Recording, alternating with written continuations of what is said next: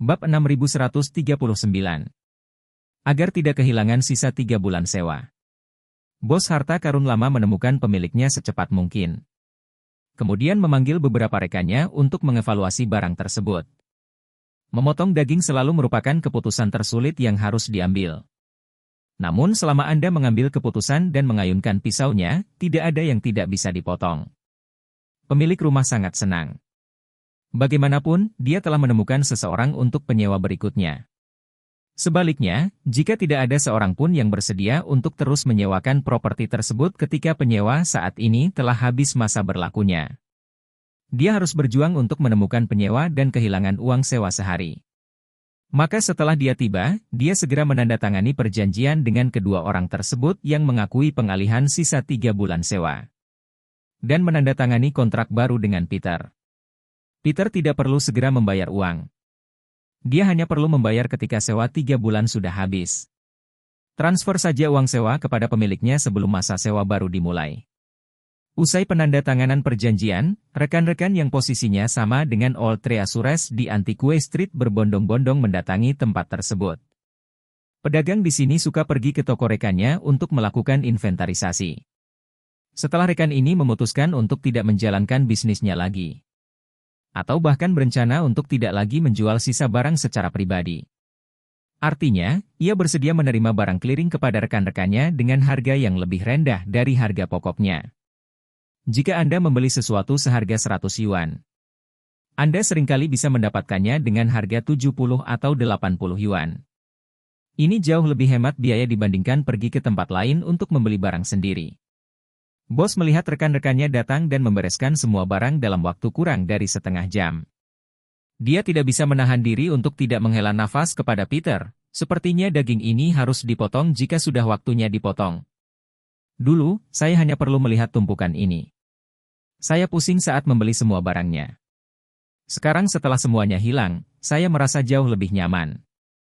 Meskipun saya kehilangan banyak uang, saya akhirnya memiliki kesempatan untuk memiliki suasana hati yang baik. Peter mengangguk setuju dan berkata, orang-orang mengatakan bahwa tidak terlihat adalah tidak masuk akal. Menjengkelkan, inilah kebenarannya.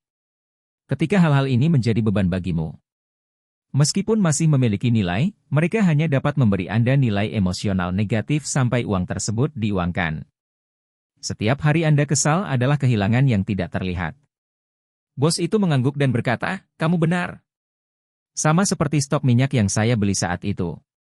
Dari hari kedua saya membelinya, setiap hari setelahnya adalah waktu terbaik untuk memotong daging. Sayangnya, saya seperti burung unta, saya hanya menyelam ke dalam pasir dan tidak mempedulikan apapun. Dengan bodohnya saya menunggu uang saya kembali. Lebih dari 10 tahun telah berlalu. Dengan mempertimbangkan inflasi, saya telah kehilangan setidaknya 90%. Petrus tersenyum tipis. Faktanya, kebanyakan orang dengan mentalitas seperti itu, ragu-ragu dan selalu memegang ilusi yang tidak realistis.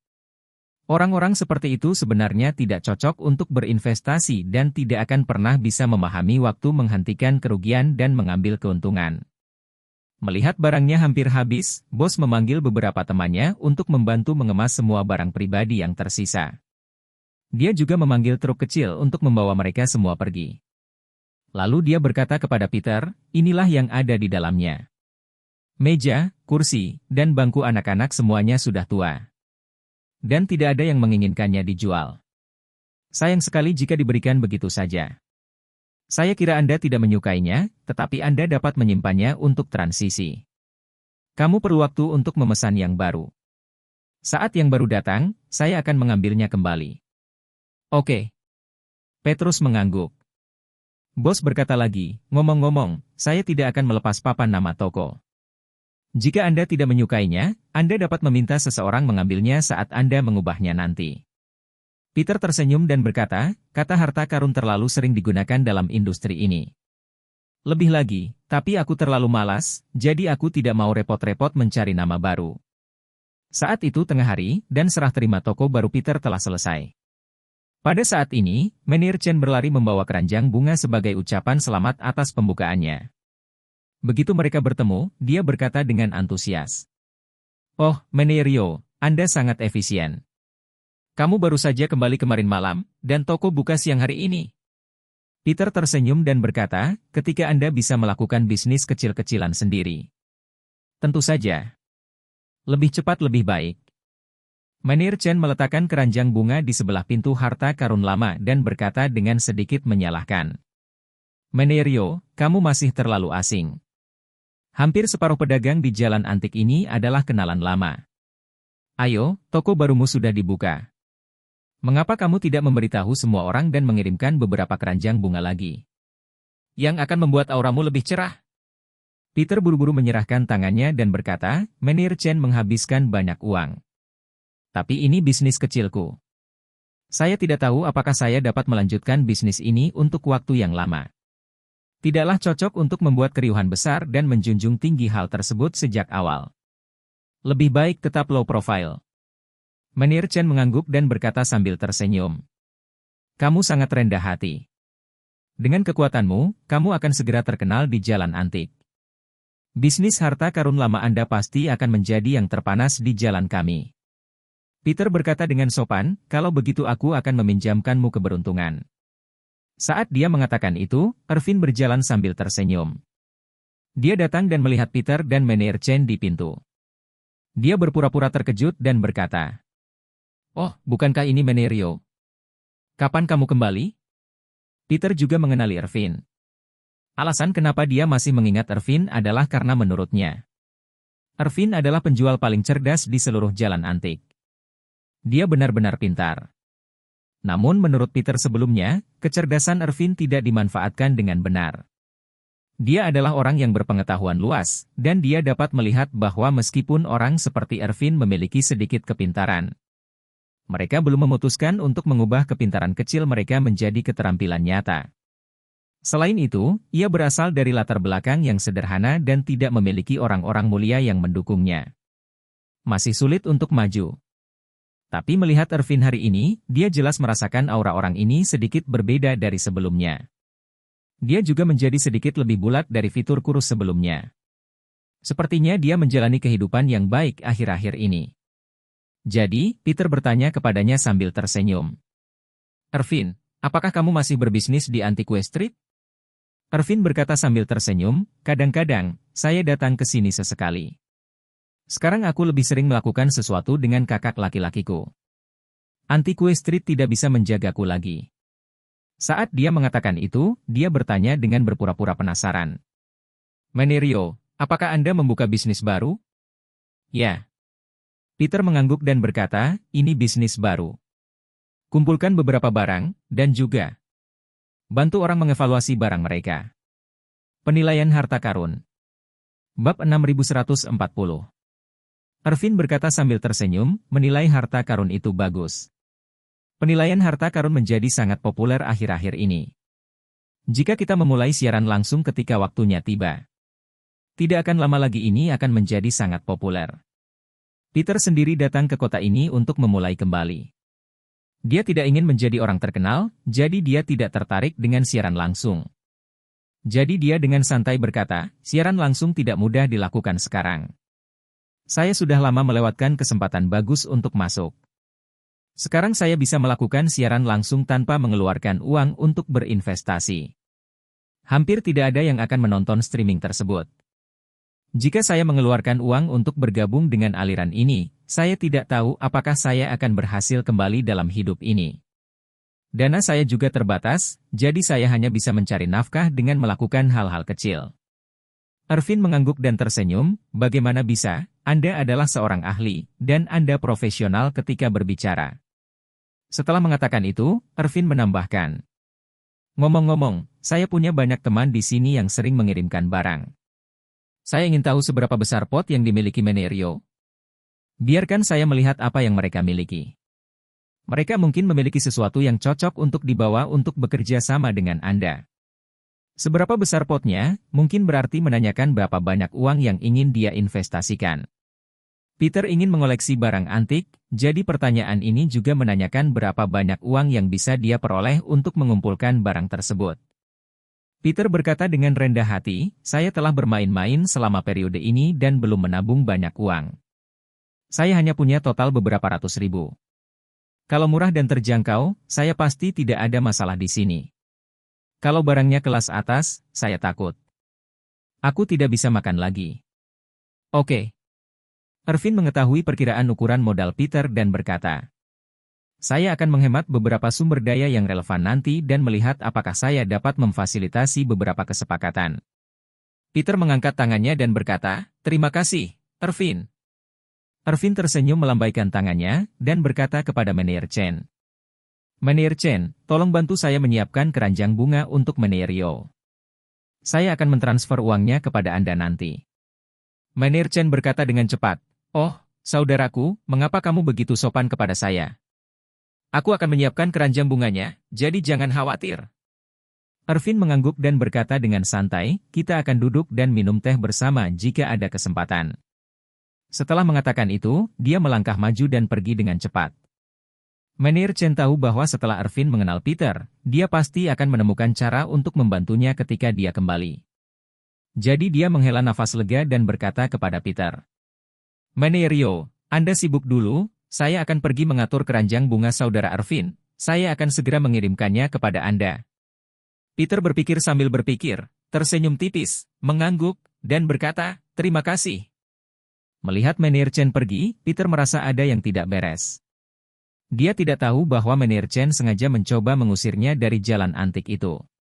Dia hanya merasa bahwa sebagai manajer toko barang antik, Manajer Chen jelas merupakan salah satu tokoh terkemuka di jalan antik ini. Sedangkan Ervin hanyalah orang bodoh yang seenaknya mencoba mengelabui orang. Seorang penjajah menjahit. Bagaimana Manajer Chen bisa memanggilnya saudara Ervin? Mungkinkah Ervin sedang mendapat masalah akhir-akhir ini? Memikirkan hal ini, dia merasa kemunculan Ervin di sini barusan tampak disengaja. Saat ini, Ervin berjalan mengitari jalan antik dan memasuki gerbang toko barang antik. Begitu dia memasuki toko barang antik, Manajer Chen segera mengundangnya ke ruang tamu VIP di belakang. Dan kemudian bertanya dengan tidak sabar, saudara Ervin, apa kabar? Apakah kamu punya rencana? Ervin berkata dengan tenang, lihat. Apa yang membuatmu sangat cemas? Bagaimanapun juga, Anda juga adalah manajer umum The Antique Shop. Dia baru saja membuka toko kecil dengan luas puluhan meter persegi. Tidak ada satupun barang yang bisa dijual di toko. Apa yang Anda takutkan? Manajer Chen berkata dengan penuh emosi, saudara Ervin, pria bermarga Yo ini memiliki cara yang kuat dan tegas dalam melakukan sesuatu. Kamu tidak melihatnya sekarang. Dia baru saja membongkar tokonya, menulis papan nama dengan kuas, dan membuka bisnisnya. Dia memiliki 2 kuas, yang lebih baik daripada mereka yang melakukan penilaian di jalan antik. Jika saya benar-benar membiarkan dia melakukan ini selama 1 atau 2 bulan, saya khawatir reputasi saya akan hilang. Saat dia berkata, dia menambahkan, sejujurnya, Departemen Keuangan Grup Song selalu ingin mengambil alih bisnis saya. Bisnis ini tidak dihentikan karena Nona Song tetap mempertahankan toko barang antik meskipun ada banyak keberatan. Terlihat Nona Song menyukai toko barang antik. Dan dia pasti akan memperhatikan situasi bisnis ini sesekali untuk berjaga-jaga. Beritahu dia bahwa Liang Yun telah kembali dan telah melakukan pekerjaannya dengan baik, dan mungkin dia akan memiliki ide untuk mengundangnya kembali. Ervin diam-diam tertawa di dalam hatinya, saluran informasi ini tidak memiliki informasi yang baik, tetapi akan mengalami kerugian besar. Apa yang Anda khawatirkan? Liang Yun datang untuk mengambil tempat dudukmu. Jangan khawatirkan dia, karena dia diusir karena menyinggung ayah mertua Tuan Wei. Nona Song sangat menghormati Tuan Wei dan mematuhi nasihatnya. Sangat tidak mungkin bagi Liang Yun untuk menyinggung Guru Wei. Ini benar-benar tidak berdasar. Namun, dia tidak mengatakan yang sebenarnya tentang hubungan tersebut. Bagaimanapun, dia ingin menggunakan Manajer Chen untuk membantu Jacob melampiaskan amarahnya. Dengan membantu Manajer Chen berhutang budi padanya, mengapa tidak membunuh 2 burung dengan 1 batu? Memikirkan hal ini, dia tersenyum dan berkata, awalnya saya tidak ingin terlibat dalam hal semacam ini. Tapi kalian beruntung kali ini. Aku tidak ada urusan akhir-akhir ini. Karena ada 2 keberuntungan minggu ini, maka saya akan lihat bagaimana kelanjutannya. Setelah itu, dia berkata, bukankah Liang Yun bernilai ratusan ribu? Saya akan kembali dan menemukan sesuatu yang dapat mengesankan bahkan seorang ahli seperti dia. Dan beri dia kesempatan satu persatu. Jika ratusan ribu ini tersedot, apa yang akan dia lakukan dengan barang antik ketika dia tidak memiliki modal awal? Manir Chen berkata dengan penuh semangat, itu bagus sekali. Lalu saya akan membiarkan orang-orang mempublikasikannya secara diam-diam dan memberitahu semua orang tentang dia. Segera setelah Liang Yun kembali ke jalan antik, kami menamparnya, membuatnya kehilangan uang dan mukanya. Aku ingin tahu bagaimana dia bisa mendapatkan pijakan di jalan antik. Ervin mengangguk dan berkata, Manir Chen, mengapa saya tidak memberi Anda bantuan lagi? Manir Chen buru-buru bertanya dengan hormat, Saudara Ervin, apa yang Anda maksud dengan bantuan? Ervin berkata, setelah saya menyiapkan semuanya, saya akan meminta orang membawakannya kepada Anda untuk dinilai terlebih dahulu. Kalau begitu, bagaimana Anda akan berkomentar dan melihatnya? Saya akan memberitahu Anda sebelumnya apakah ada yang salah atau di mana yang palsu. Anda harus siap memantaunya. Jika waktunya tiba, Anda dapat melakukan pertunjukan di bawah monitor. Saat Liang Yun mendapat perhatian, Anda dapat merilis videonya. Anda akan melihat mata Manir Chen yang mempesona di depan Anda. Setelah mengetahui yang palsu, Liang Yun menjadi buta dan bangkrut. Perbandingan ini akan sampai ke telinga Nona Song, dan posisi Anda akan lebih stabil. Manir Chen berpikir keras dan tidak dapat menemukan ide bagus untuk membunuh dua burung dengan satu batu. Dia tiba-tiba menjadi sangat bersemangat. Hal yang paling banyak dikritik dari dirinya adalah kemampuannya yang kurang profesional dan tidak layak menduduki posisi manajer umum toko barang antik. Jika hal ini benar-benar bisa terjadi, itu akan menjadi serangan balik terbaik melawan keraguan semacam ini.